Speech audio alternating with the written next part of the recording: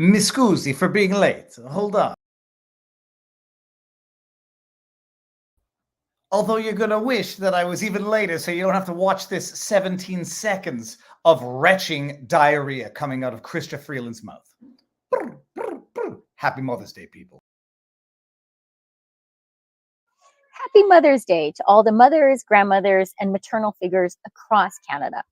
I am so happy to be celebrating at home with my kids. I hope you have a chance to celebrate your mothers today and every day. Happy Mother's Day.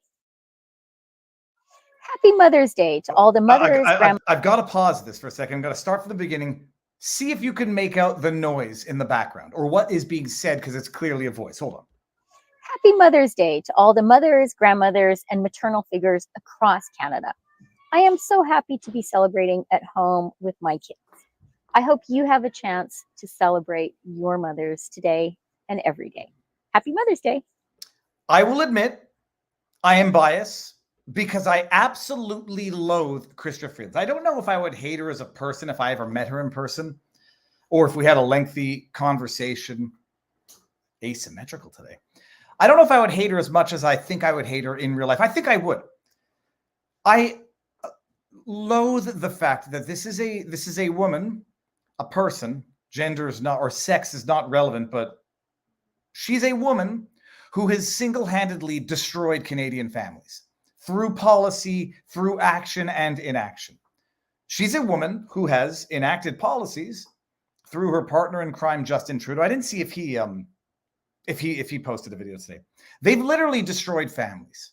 They've literally destroyed Canadians. They've literally, through their policy, led to the death of Canadians. There are people out there who, on this Mother's Day, are incapable, unable to celebrate Mother's Day because of policy that these two people implemented in Canada. And they come out there, they parade their children so that if they get negative comments, they can then say, look at these people, they can't even leave me and my family alone as I torment them and their families, knowing that it's going to happen. Do you remember when Justin Trudeau was getting divorced from his wife? And he asked for his privacy and that of his family during the time of his divorce. And then a week later, puts out a tweet of him and his son at the Barbie movie, #Team Barbie. He put out a picture of him and his son, knowing there were a great many people out there who would not know that that was his son. His son looked effeminate in the picture. It doesn't mean anything except for the fact that it contributed to people's misunderstanding of it. He put out a tweet picture of him and his son without identifying that it was his son, so that people would make the obvious jokes of Trudeau got divorced and now he's out on the night with another man. People not realizing it was his son. A week later, he then puts out a picture of him and his kid at Oppenheimer, his daughter at Oppenheimer, his daughter wearing clothing which would lead assholes on the internet to say asshole things on the internet. And congratulations, Slapinski, if you remember what he said something assholey. But he parades his children out there as political tools while asking for privacy for his children so that he can then politically exploit and weaponize the predictable responses to using your children as political props. Chrystia Freeland is out there doing the same thing. While they destroy the lives of Canadians, destroy Canadian families, you know that like it's 1 in 5 or 1 in 4 Canadian children that is living in poverty, that is living hungry, as they ship off billions of dollars to Chrystia Freeland's homeland of Ukraine. You know that? I bet you some of you know that. And they sit there and they rub their political good fortune in your face while Justin Trudeau's grocery bills of, what was it, $55,000, $60,000 a year are fronted by Canadian taxpayer dollars. They come out and just rub their good fortune in the face of struggling and hurting Canadians. I'm just saying also, she should get canceled because she, for the crowd that says trans women are women, and she did not wish men happy Mother's Day if they identify as a maternal figure, mother figure. Do you remember the movie Uncle Buck and the daughter Taya? And it's like telling Macaulay Culkin, well, while mother figure is not around, mother figure, I don't know what it means, except it's typically used by people who want to deny the mother status of an actual mother. Mother figure, is that their like sort of their washing of their hands and saying, well, it's ambiguous enough. Mother figure could apply to men who identify as mothers. I just, okay, something's going to drive me crazy if I don't fix it. There you go. That's some, don't go back. Don't go back. It's going back. Is it moving? No. So that's it. I have to start with that because it turns my stomach. Happy Mother's Day. While we destroy your country, while we destroy the very fabric of a civil society that we thought we lived in, happy Mother's Day. And hear my kids and don't say anything mean about me or my family. Otherwise, I get to play victim again. Okay. But we're not done yet. Railing against Canadian politicians. As some of you may know, I didn't want to start a video with me because that could have been accused of being narcissistic. So I don't want to start the video with me. But if you didn't know that I was recently in Canada yesterday. Holy cows, what day is it today? Yeah, I was in Canada yesterday, the day before at the Rumble Fight for Free Speech conference that Rumble put on, that Rebel News hosted. If you don't know, I posted my entire segment. It was live the entire day and yesterday as well. And they had great speakers. I'll play a little clip because you need to get a flavor of the extremism and anti-Semitism that was at this conference that prompted Ya'ara, whatever her name is. I'll play this real quick. That prompted this outrageous comment that I'm going to. Why is government good and private corporation bad? Well, private corporations seeking profit. They have very selfish interests. Oh, I'm sorry. You don't think government has equally selfish, corrupt interests? I mean, if you don't trust humans in private enterprise, why the hell would you trust those same humans in government enterprise? People think you go into law and you're going to see dignified people because, after all, law is a dignified profession. Law is run by humans. And humans are both good and bad. And some humans are bad, and some humans who are bad are attracted to positions of power for bad reasons. The idea that that the government is some sort of benevolent good and that it should be as big as possible. We've seen how it works to absolutely coerce submission from a population. The more the people are dependent on the government, either for your $2,000 a month because they shut your business down, or because you're employed by the government and you can't bite the hand that feeds you, the more government control, the more control of a society, the more they can make Hitler's willing executioners because nobody can say no because it means their family and not someone else's family. Testify. That was the conference, fighting for free speech, opposing that ridiculous Online Harms Act, Bill C-63.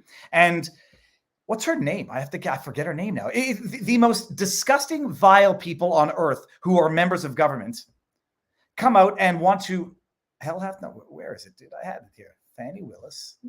Oh, for goodness sake. I said I was going to start the show with her because that I want to highlight this tweet. And I can't remember her name now. It has an A in it. I'm sorry, guys. You're gonna have to here it is, right here. Here we go. No, that's not the right one, but we're gonna get there. Oh, for goodness sake. For goodness sake. I'm gonna have to pull it up over here because okay, fine. I'll bring this up. Sorry, it's not gonna be the original tweet, but we're gonna bring it up because we have to. These people need to be put on blast. And these people, I mean politicians of the most decrepit order. Here, hold on. Is that it? No, it's right here. Ya'ara, what's her Ya'ara Sachs put out a tweet. She says, "Oh, I've got to post my comment to this conference that I've heard is coming. Sadly, I've learned that Rebel News will be bringing its hateful and extremist views to York Centre." This is a Canadian MP talking about that event put on by Rumble, hosted by Ezra Levant. It gets beyond stupid. While I am a strong supporter of the right to free speech, let me be clear that the vile views espoused by Rebel News are not welcome in York Centre. Where do they accuse them of anti-Semitism? Here, Rebel News, its commentators, staff, and associates have espoused everything from anti-Semitism to Islamophobia. Well, that's an amazing spectrum of isms right there. Ezra Levant, who happens to be Jewish. I don't talk about it very often, but everybody knows Viva Fry, who was one of the speakers there. That Ichbe, Ya'ara Sachs, comes out and says, "I have to issue my statement as to the vile and anti-Semitic and Islamophobic statements coming from Rebel News, Ezra Levant, Viva Fry, who's up there railing against the government the way they deserve to get railed against. Scum." All right, now I see Barnes is in the backdrop, and I'm going to bring him in exactly 30 seconds. But before we even get there, while we have to deal with government corruption and all of the ugliness that is the world based on the terrible policies of these people, is Disease X coming around the corner where they're going to try to finish the job that they didn't get away with during the COVID pandemic. I'm not yet saying plandemic because I'm not sure if it was planned or co-opted. It doesn't really matter. First, it was Disease X in January, where the globalists hosted a panel featuring big pharma leadership in Davos, and the foreshadowing is real because recall what they did with the pandemic in 2019. Now the CDC and mainstream media are stoking fears around the H5N1 bird flu, claiming that not only have tens of millions of livestock been infected, but also the virus is making the leap to humans through milk, through steak, through salad dressings, you name it. And by the way, I spoke with very smart people, smarter than myself, who believe that if it makes the leap and it goes from human to human, something is afoot. Maybe the same thing that's not happening, but it's good that it's happening. Genetically modified. What's the word I'm looking for? Oh, well, I'll get it in a second. Gain of function. That was the word I'm looking for. The gain of function research. Avian flu. At the same time, news headlines are being littered with outbreak scares. If we've learned anything through this awakening, it's that there's no such thing as a coincidence. The Atlantic reported on April 30th that the U.S. is somehow over and under reacting to the bird flu.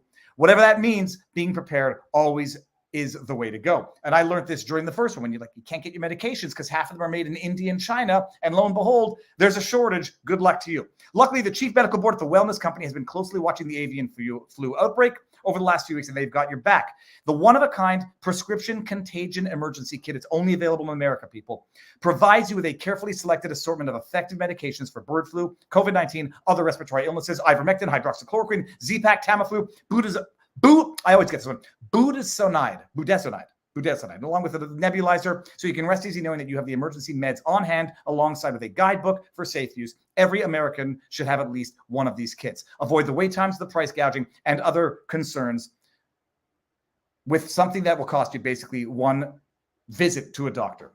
TWC/Viva, TWC.health/Viva. Get your emergency kit now. Contagion kit. It's a prescription, so you got to fill out some stuff. It's not available in Canada, unfortunately. But if you go to twc.health/Viva, use the promo code Viva, 10% off and free shipping. Kits are only available in the USA, and it's something that you want to have. It's like a medical kit, like an emergency kit, except with stuff that you'll need. That they said was bad and wrong, and now they're saying it's not so bad and not so wrong. We're going to be talking about it a little bit more tonight. All right, and I see Barnes. Oh, by the way, the link is in the description, and we've got another sponsor in a bit, but the link is in the description. Thank you, guys. Fine folk at TWC. Just did a podcast with Drew in-house with Kelly Victory, and they're doing amazing stuff there. Barnes, I'm bringing you in. Where is Barnes? He looks like he's not captive. Sir, how goes the battle? How's the sound? Everything good?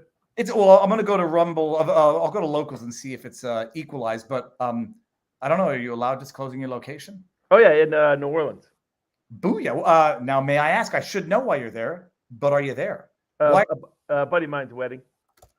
Very cool. I'm just going to ask, how is audio here? So there's no book in the backdrop, Robert. I'm going to bring you back in here but you're pulling the Peter. If anybody doesn't know who Peter McKenna, he's the Canadian photographer. He says you want to get good lighting, get as close as you can to the window. Barnes, it's Mother's Day. Do you have a party tonight or no? No, the wedding was yesterday, and the reception was the night before that. So everybody's heading back, and then I head up to Philadelphia tomorrow for some more Philadelphia cases. Well, I mean, look, it wasn't. I don't know what's on our menu. You'll tell us what's on the menu, but let's just actually start with the updates there. Are you going back to Pennsylvania for Amos Miller, the farmer, or are you going back for the two men that are still? All of the above, and there's some more harassment the government's doing over some more people connected to Amish country, so that it never stops. We'll see how all that progresses. Robert, do you want to go through the menu or just roughly what we have on the menu for tonight? And by the way, it's Mother's Day, so we might not be able to do a marathon until 8:30, 9 o'clock. We might cut it a little. Well, we might just go 2 hours. We'll see how it goes. Happy Mother's Day, everybody out there. Our topics tonight, no favorites was the number one, but the next top two were election-related cases and whether illegals are voting.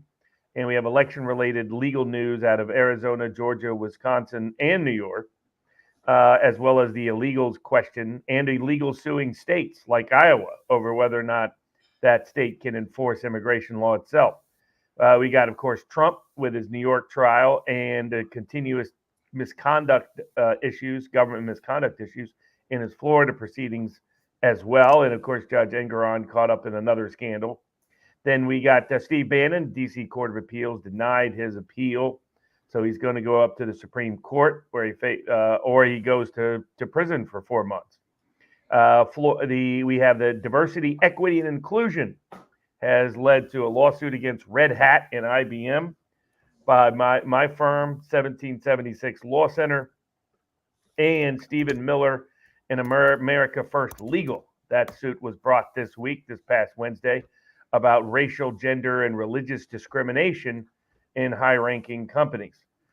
We've got vaccine-related cases on multiple fronts. I was before the 8th Circuit Court of Appeals in St. Paul, Minnesota on religious harassment. We have federal courts engaging in religious inquisitions of people objecting to the vaccine mandates on religious grounds.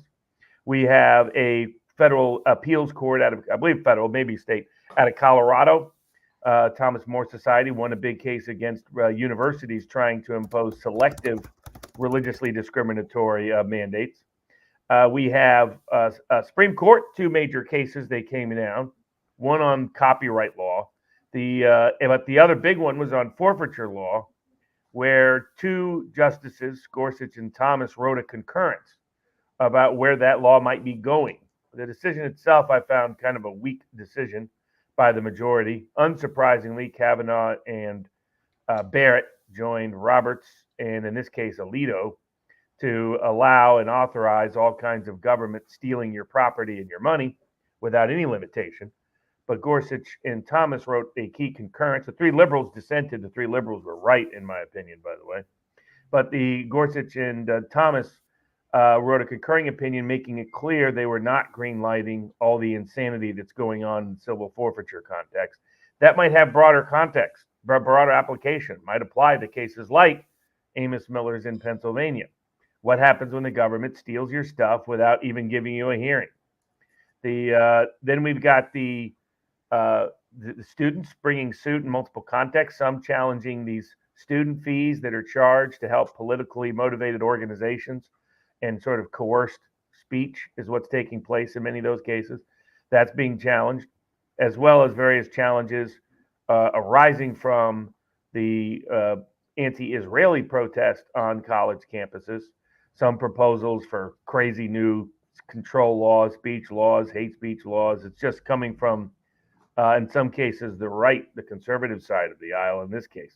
So so that's about the dozen or so cases we have for tonight's discussion. All right, amazing. I don't know what we're going to start with. It might be out of order, but I think we should start with this one because it's important and we should know what the heck is going on with Steve Bannon and the appeals dismissing his challenges to the conviction for contempt of Congress that he got. And I read through this. It's just the most frustrating thing on earth because it's motivated reasoning where that's how you would draft it if you want to arrive at the conclusion that you dismiss all of Bannon's challenges to his conviction. For those of you who don't recall, he got a subpoena from that January 6th committee to, bring some documents, some of which related to, his potential interactions with Trump and others which allegedly didn't. He didn't comply with the subpoena for a number of reasons, one of which was invoking what he was led to believe, or what I believe was executive privilege that was being asserted. That was one basis. Another basis is that he said this subpoena is invalid because people seem to have forgotten that this January 6th committee, it's not just a talking point in the media. It was unlawfully formed or invalid in that it didn't meet the quorum. It didn't meet the legal requirements for its formation, such that any subpoena they could issue would be fundamentally not defective, but non-existent because it doesn't exist in virtue of a lawfully formed committee. And the way in the decision, from what I understand, Robert, they said you would have had to gone before the committee to challenge the legitimacy of the subpoena on the basis that the committee was invalid in order to get the committee, which is invalid under your argument, to acknowledge the subpoena is invalid because the committee is invalid. It's effing backwards. Can you make it make sense? And does this go to the Supreme Court before Bannon is summoned to jail? I think it'll be tough for him to get the Supreme Court to take the case. Just because they generally don't take a lot of these kind of cases. They refuse to get involved in Peter Navarro's case. We filed a petition for cert on behalf of Owen Schroyer that is now pending before the Supreme Court of the United States. So we'll see if some version of these they take up, but I suspect it'll be difficult for him to get it taken up. And in all likelihood, Bannon's going to be doing 4 months in a federal prison. The only question is when. It might be peak election time. he may be serving time right when he could be advocating for the election in the fall. That, let's say he has 90 days to file his petition with the Supreme Court. So I presume he'll take all the time available to him for that. And that his bail pending appeal stays out while he goes up to the Supreme Court. And so hopefully at least he'll be available through the election season. And then, who knows, maybe there's a pardon coming down the road before he ever actually has to do any actual time, depending on how things ultimately get scheduled. But there's two aspects to it. One is, Bannon probably his counsel could have done a more thorough job in how they handled the subpoena from the get-go. I think they could have got a more affirmative and clear statement from Trump's team. They could. Can I stop you on that? Because the Court of Appeals seems to be suggesting that he did not get clear and unequivocal, or even a confirmation that Trump was in fact exercising executive privilege. I don't know how to even go back to verify that in real time. I thought he did. Was there any ambiguity as to whether or not Trump was exercising executive privilege or invoking it for him?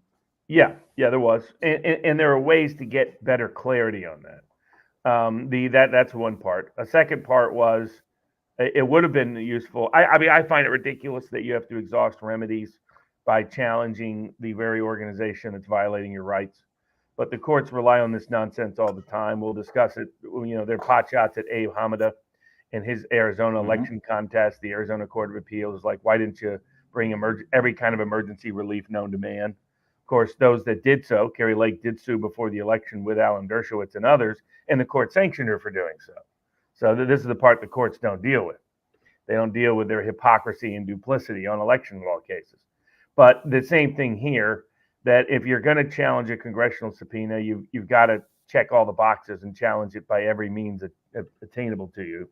You're then still better off going in and asserting your objections live. And that for whatever reason, I never understood why, Bannon never chose not to do that. To a degree, Navarro chose that path too, and I thought that was bad. Alex Jones didn't. Alex Jones went in and objected, and even though he was asserting his Fifth Amendment, because he's Alex, he sporadically said, "By the way, you're a fraud, you're a fraud, and you're a fraud." Well, Robert, that was another question: is that this all, in theory, could have been avoided if Bannon just showed up and pleaded the Fifth? Yeah. And otherwise asserted all the other objections he had available to him. So I never understood the approach that was taken. It appears that it was the advice of his counsel. Some of us have been telling Bannon now for about 5 years that he doesn't have the best counsel. Well, but God bless him, he doesn't listen. He wasn't, and he tried to invoke advice of counsel, and the Court of Appeals says you don't even get to bring that in as a defense. Yeah, no, I think that there's a robust issue there constitutionally. So they ultimately said he waived and forfeited a bunch of stuff. Both the executive privilege defense, that it wasn't re-raised again at the trial as a separate line of defense, that his variations of authority defense should have been brought in a different manner than they were brought. I think they're, trying to find excuses to weasel out of legal accountability, the Court of Appeals. But there's no question that things could have been more thoroughly prepared. I always try to tell people that we're seeing it now with Trump in live time in New York. There are ways to preserve an objection. And the trial court is trapping the Trump team into not making objections they should be making. Yes, they make the objection beforehand. Yes, it's already really been ruled on. Yes, it's really preserved. Yes, it's trying to make them be embarrassing in front of the jury. But there's ways to still get around that. And you say, hey, Judge, I just want to be able to preserve it. For those folks out there that are in the practice of law, you can tell a set of objections is coming. Court has already screwed you on it. Say, Judge, I anticipate certain questions being asked and answers being given that raise to those issues. May I have a continuing objection to that, or do I need to interrupt the court and counsel throughout? I don't want to interrupt if I can avoid it. I don't want to, cause any unnecessary issues, Your Honor. Is it okay if I can just have a continuing objection? When do I need to re-raise it in your mind for me to preserve it?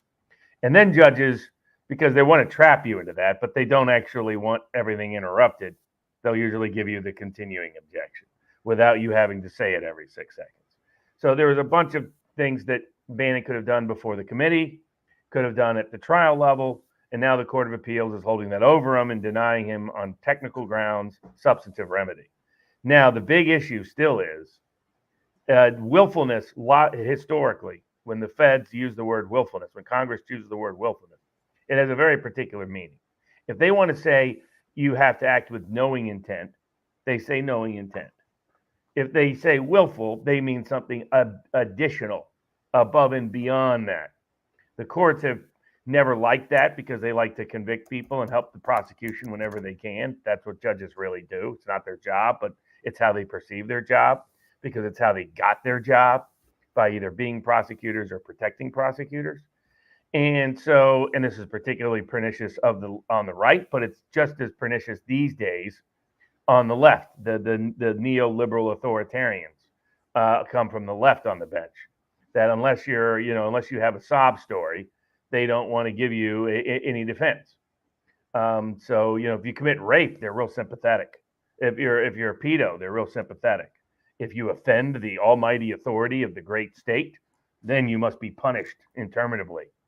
And so and that's what we see, because willfulness should include an advice of counsel defense and a good faith defense. Well, I just brought up, I don't know how much of a legal definition it is, but under, I don't know, Department of Justice, I don't know what provision of law, but if done voluntarily and intentionally with the specific intent to do something the law forbids.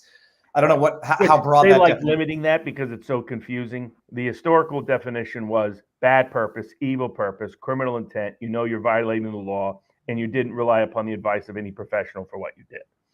It is applied that way in the tax context, though even there they try to undermine it, the lower courts, ignore the Supreme Court precedent. Here, the D.C. court has a prior precedent saying that they're not going to require willfulness under that definition in the context of congressional subpoenas.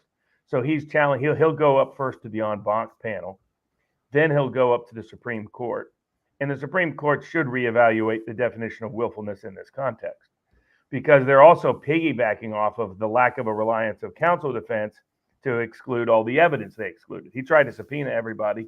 The district court denied, in part on the misapplication of the speech and debate clause, but also, which the D.C. Court of Appeals notably avoided even publicly discussing, said we're going to skip that because we don't have to, because we found a procedural loophole so that we can hide. And instead, but the issues of whether that committee was properly formed could be a part of a reliance of counsel defense, that the counsel advised it wasn't properly formed. And so that's where all of that evidence could potentially come back in if they reinstate a full reliance defense. In reality, if they reverse the conviction, they're not going to re-prosecute. And in all likelihood, they won't even be in power by the time that decision would come around. So so we'll see. But I think Bannon faces a serious risk, unfortunately, of imprisonment, in part because of the corruption of the Biden administration and Congress. And some people get confused. Congress doesn't hold people in contempt. They can say they did, but only courts have the power of criminal contempt prosecution. So I see these people saying, why hasn't Congress held so-and-so in contempt? Because Congress doesn't have that power. They send it over to the Justice Department. The executive branch has that power. And until and unless the executive branch exercises it, it doesn't matter. That's why nobody that Biden doesn't want prosecuted will ever get prosecuted, no matter how many times they're in contempt of Congress. And the Trump administration chose not to pursue people that were in contempt of Congress under Barack Obama. You can debate that, but that's what Trump chose to do. The Biden administration has not returned the favor.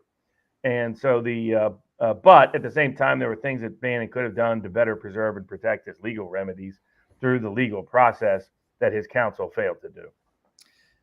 I was going to say that, Bannon going to jail within the months leading up to November might be the best promotion for the Trump campaign possible. So maybe it's strategic all along. Meanwhile, Peter Navarro is in jail now. Yeah, he's in jail, and the prison refused to allow Congressman Matt Gaetz to interview him. So what's interesting these days, apparently in federal prison, you have social media access now. Well, Avenatti's tweeting out some stuff, which we're going to talk about. I was like, how is this? He's in prison. I had no idea. So apparently state and federal prisons are making social media accessible to prisoners. I did an interview with Jake Lang, one of the Jan 6ers who's up, I think, in New York State. I think he was taken into solitary and might still be there after that interview, but he was seemingly able to. I don't know why they pulled him into solitary, but Avenatti's doing interviews, tweeting. So Matt Gaetz denied access. Yeah, denied. Well, he wanted to interview Peter Navarro, who's again only in there on I think a misdemeanor for a very brief sentence, the sentence that never should have been imposed in the first place. And the federal prison system, Bureau of Prisons, won't allow the interview. Again, they've been particularly punitive towards January 6th defendants. They put Owen Schroyer in solitary for most of his very short sentence to make it as miserable and torturous as possible. So this is who the Bureau of Prisons is. And it shows the need for reform at many, many levels. Robert, before I get into some of the super chats, if I may bring up the second, I had a beautiful segue, but wait until you see this, people. Hold on. I'm not going to play the entire video, but Roundhouse here, check this out. Morning kick, people. The joke was I was going to try to say Bannon's going to go into jail and come out looking like Chuck Norris. That was the segue into the sponsor. Didn't get there, but bottom line, this is the other sponsor of our night. Morning kick, by the way. Look, has anybody seen what Chuck Norris looks like these days? Because he's 84 years old, and I had no idea. Now, I don't know what he's doing, but I think I know what he's doing. Have you ever wondered what happened to Chuck Norris? So I see this video. I knew what Chuck Norris looked like because I'm a Chuck Norris fan. What's even more shocking, he's stronger, works out longer, and has plenty of energy left over for his grandkids. He did this by just making just one change. He says it feels like he's in his 50s again. His wife even started doing it, and she says she's feeling better. She says she feels 10 years younger. He's 84 years old, by the way, people. I'm not playing the video because you got to go watch the video. Chuck made a special video that explains everything. Make sure you watch it by going to chuckdefense.com/Viva. Do I tease it out a little bit? I'll tease it out a little bit. Your door, but inside your own body. Achy joints, digestive issues. I wanted to start with Chuck Norris. You'll have to go watch it because it's magnificent, and there's nothing wrong with being healthy, people. It is chuckdefense.com/Viva. Click the link in the video. It'll change the way you think about your health. Once again, Chuck Defense with an S, not a C, because we're in America.com/Viva. Click the link. Just a reminder, the legendary Chuck Norris is he's 84 years old now. I'm going to maybe fact check myself there. He's 84 years old. He's discovered he could create dynamic changes in his health simply by focusing on 3 things that sabotage our body as we age. Watch the method, chuckdefense.com/Viva. And as I say that, I know they say to give up one thing, and I see some chat discussing what's going to be in the glass later. It's a rose gin, Robert, so it goes with your tie. Although the chat is discussing whether or not your tie is salmon or rose. But hold on, there was a funny. You have to be 100% badass to wear a pink tie or gay. That's it, Robert. I think you're the badass. It's a Happy Mother's Day, so it seemed an apropos color for Happy Mama's Day. By the way, the link is in the description, so check it out. But I'll bring up a few of these before we get going to Rumble, because we're ending on YouTube. Vote with our feet, vote with our dollar, and support the free speech platform. Good job up there at the Free Speech Conference. I hope it helps. Cheryl, thank you very much. Except for my brain fart where I said Trump instead of Trudeau. I wanted that as the clip. Robert, I said Trump instead of Trudeau, and I didn't even notice it until after the speech. Had I noticed it during, I would have stopped it and made a joke about it. Oh, just that one section, but it was fantastic. Hunley, please join us and Viva Fry in the West Palm Beach in Florida. AmericasUntoldStories.com/events. Hunley, I know it's next week. I hope it's next week. They're giving you an award, right? I think so. The cranky old Canadian award. Shittenhouse Enterprises now recruiting like-minded people for customers-facing role. Applicants should post their samples at official at Viva's residence. Thank you very much. Robert, have you visited St. George yet? That's in New Orleans? Maybe. If it's St. George Episcopal Church, that's where the wedding was yesterday. Oh, that's beautiful. We got Robert, try to avoid the culture shock going from NOLA, that is New Orleans, to Amish country. And then we got the new undocumented migrants. We're going to talk about this. Migrant ID cards legal. We'll get there in a second. Rumble sucks. Let me mute chat trolls. I will mention that to them. We do, by the way, and we've been getting an influx of trolls. I noticed some of the trolls that are standard on YouTube have migrated over to Rumble. So Pavlovsky, we're bringing over traffic, baby. All right, we're going to bring over the traffic right now. So thank you to the sponsors. The links are in the description. Let me just mention them one more time because I want to hold on a second, details. I got to go to here and then read this. Morning Kick, chuckdefense.com/Viva, Contagion Kit, twc.health/Viva, 10% off and free shipping. And now what we are doing is voting with our feet, our dollars, our eyes, our minds, and we're going to go to Rumble. I'll post the entire stream tomorrow on YouTube. You can come over to vivabarneslaw.locals.com right now where we have, I can't see that. That's 1,300 people at last check. I got to update that. The link is there. And we're going to talk about the Trump trial and a bunch of other stuff. Okay, ending on YouTube now.